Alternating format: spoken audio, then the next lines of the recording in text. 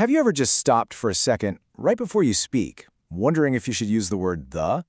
I mean, it's such a tiny word, but wow, it can completely change what you're trying to say. Today, we're going to crack the code on the.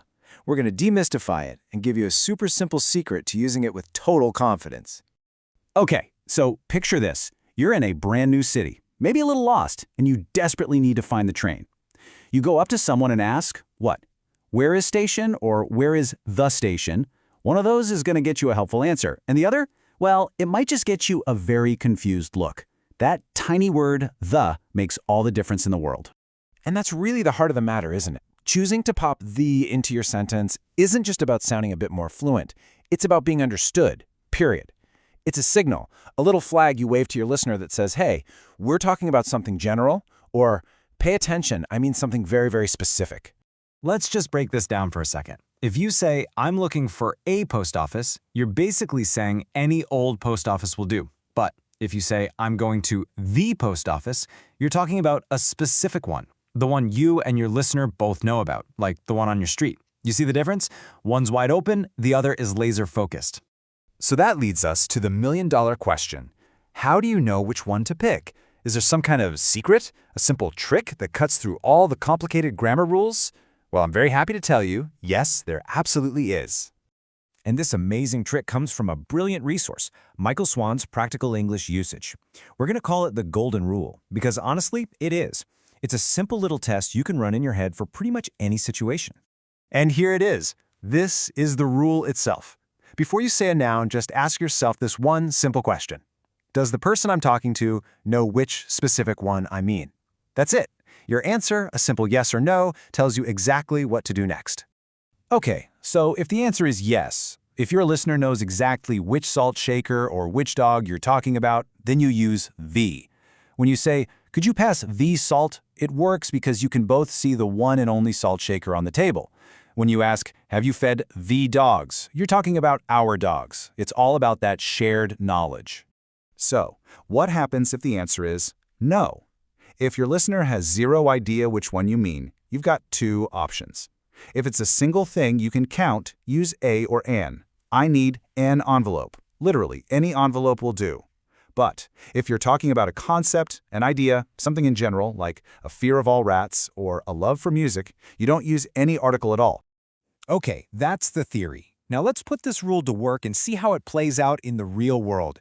You're about to see that it has some really cool, almost automatic uses that make life even easier. I mean, think about it. For some things, the answer to our golden rule question is always going to be yes, for a very simple reason. There's only one of them. We all share one sun, one world, one internet. So when we talk about them, of course the listener knows which one we mean. They're automatically specific. And this whole idea of a shared context goes even further. It applies to our physical environment too. In English, we use the for these big general features of the world that we all experience, like the weather or the countryside. We kind of treat them as these huge, unique concepts that everybody gets. So when someone says, I love the seaside, or he prefers the mountains, they don't mean one specific beach or one particular mountain. No, they're talking about those environments as a general idea, a concept we all understand. And the same thing goes for asking about the weather or heading into the town. All right, time for a little twist. Because there's one major exception where this logic can feel a bit tricky. And it all boils down to whether you're talking about a building's purpose or the building is a physical place. Check this out. If someone is in hospital, they are there for the main reason hospitals exist. They're a patient. The focus is on the activity, the purpose. But if you say you left your coat in the hospital, you're just talking about that specific building over there. The focus is on the location. See the difference? And this same exact logic works for other places, like schools or churches. If you say you met your friend at college, it implies you were both students there. You were there for its purpose. But if you say, hey, let's meet up at the college, you're just using that building as a landmark, a specific meeting point. Purpose versus place. It's a subtle difference, but it's super powerful. Okay, let's tackle our final challenge, place names. Now, these can feel totally random sometimes, but I promise you there are some pretty consistent patterns for when you should use the and when you should just leave it out. So here's the general rule of thumb. We tend to use the for big collections or large bodies of water. Think of things that are plural or feel like a group, like mountain ranges or island groups, and that includes rivers, seas, and deserts.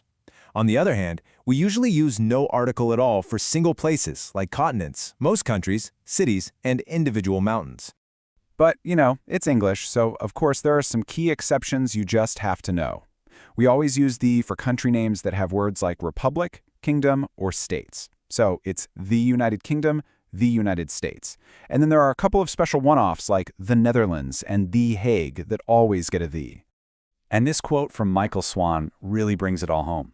It just perfectly captures that shared environment idea we talked about. When he says his wife likes the seaside and he prefers the mountains, he's not talking about one specific spot. He's talking about them as these big general concepts. And that's exactly why they need the. So let's just do a super quick recap. Your mental checklist. Step 1. Always ask the golden rule question, does my listener know which one? If the answer is yes, use the. If it's no, use a, an, or no article if you're talking generally. And finally, don't forget that one tricky exception, purpose versus place. And there you go. From finding the station to talking about loving the seaside, it really does all come down to that one simple test.